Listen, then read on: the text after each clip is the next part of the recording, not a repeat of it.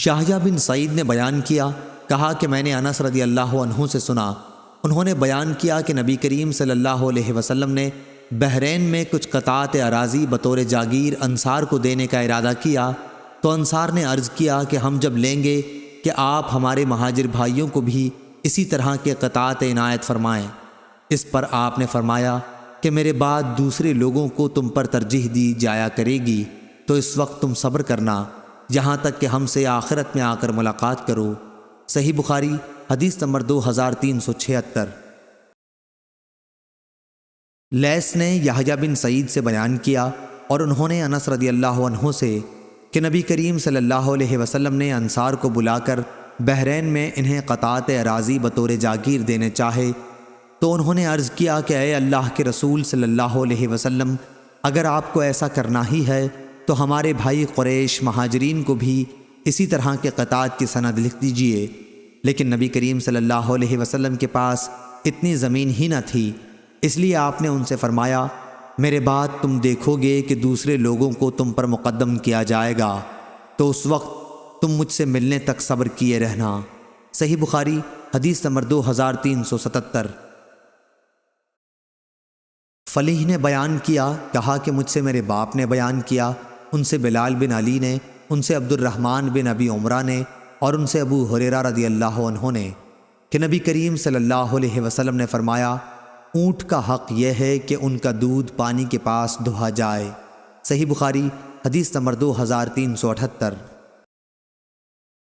ابن شہاب نے بیان کیا، ان سے سالم بن عبداللہ نے اور ان سے ان کے باپ نے بیان کیا کہ میں نے رسول اللہ صلی اللہ علیہ وسلم سے سنا، آپ نے فرمایا تھا کہ پیوند کاری کے بعد اگر کسی شخص نے اپنا کھجور کا درخت بیچا تو اس سال کی فصل کا پھل بیچنے والے ہی کا رہتا ہے، ہاں اگر خریدار شرط لگا دے کہ پھل بھی خریدار ہی کا ہوگا تو یہ صورت الگ ہے، اور اگر کسی شخص نے کوئی مال والا غلام بیچا تو وہ مال بیچنے والے کا ہوتا ہے، ہاں اگر خریدار شرط لگا دے تو یہ صورت الگ ہے۔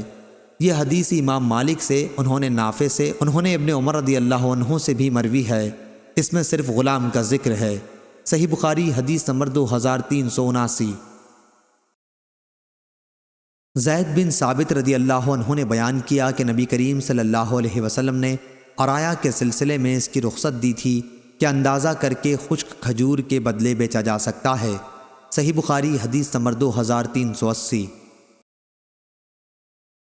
ابن عینہ نے بیان کیا، ان سے ابن جریج نے، ان سے عطا نے، انہوں نے جابر بن عبداللہ رضی اللہ عنہ سے سنا کہ نبی کریم صلی اللہ علیہ وسلم نے مخابرہ، محاقلہ اور مزابنہ سے منع فرمایا تھا، اسی طرح پھل کو پختہ ہونے سے پہلے بیچنے سے منع فرمایا تھا، اور یہ کہ میوہ یا غلہ جو درخت پر لگا ہو دینار و درہم ہی کے بدلے بیچا جائے، البتہ عرایا کی اجازت دی ہے۔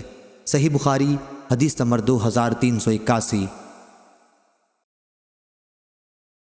ابو ہریرہ رضی اللہ عنہ نے بیان کیا کہ نبی کریم صلی اللہ علیہ وسلم نے بیع عرایا کی اندازہ کر کے خشک کھجور کے بدلے 5 وسق سے کم یا یہ کہا کہ 5 وسق کے اندر اجازت دی ہے۔ اس میں شک داؤد بن حسین کو ہوا، بیع عرایا کا بیان پیچھے مفصل ہو چکا ہے۔ صحیح بخاری حدیث نمبر 2382۔ بنی حارثہ کے غلام بشیر بن یسار نے خبر دی، ان سے رافع بن خدیج اور سہل بن ابی حسمہ رضی اللہ عنہ نے بیان کیا، کہا رسول اللہ صلی اللہ علیہ وسلم نے بیع مزابنہ یعنی درخت پر لگے ہوئے کھجور کو خشک کی ہوئی کھجور کے بدلے بیچنے سے منع فرمایا، عرایا کرنے والوں کے علاوہ کہ انہیں آپ نے اجازت دے دی تھی۔ ابو عبداللہ حضرت امام بخاری رحمہ اللہ نے کہا کہ ابن اسحاق نے کہا کہ مجھ سے بشیر نے اس طرح یہ حدیث بیان کی تھی۔ یہ تعلیق ہے کیونکہ امام بخاری رحمہ اللہ نے ابن اسحاق کو نہیں پایا۔ حافظ نے کہا کہ مجھ کو یہ تعلیق موصولاً نہیں ملی۔ صحیح بخاری حدیث نمبر 2383، 2384۔